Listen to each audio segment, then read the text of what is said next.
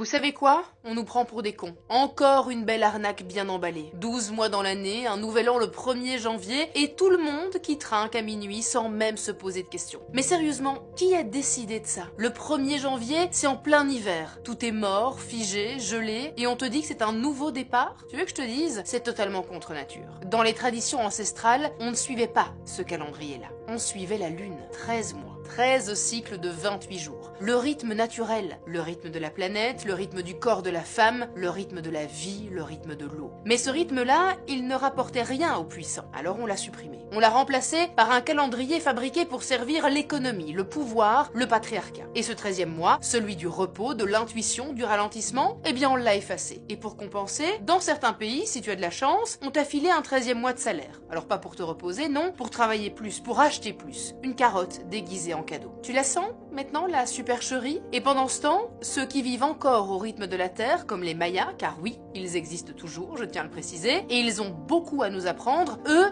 célèbrent l'arrivée du printemps comme le vrai début de l'année. Parce que c'est là que tout renaît. Pas en janvier, mais en mars, quand la lumière revient, quand la nature se réveille, quand ton énergie aussi commence à remonter. D'ailleurs, tu savais que septembre veut dire le 7e mois, octobre le 8e, novembre le 9e, décembre le 10e, sauf qu'aujourd'hui, ce sont les mois de 9 à 12. Tu vois un petit peu le bug? C'est parce qu'avant, l'année commençait en mars, ce qui faisait sens puisque mars marque le renouveau. Mais un jour, le grand Jules César a décidé qu'on allait tout décaler. Il voulait un mois à son nom, Julius, devenu juillet, puis Auguste, son successeur, a fait pareil avec le mois d'août. Et pouf, les noms des mois ne correspondent plus à rien. Mais nous, on a laissé ça comme ça, habitués à dire amen à absolument tout. Et puis surtout parce qu'ils avaient le pouvoir. Et toi, tu continues à caler ta vie entière sur un système qui a été bricolé par des empereurs il y a 2000 ans, sans jamais questionner si ce rythme est vraiment le tien? Alors pose-toi cette question. Est-ce que tu veux continuer à vivre dans un rythme qu'on t'impose? Ou bien, est-ce que tu veux te réapproprier le tien? Le 13e mois,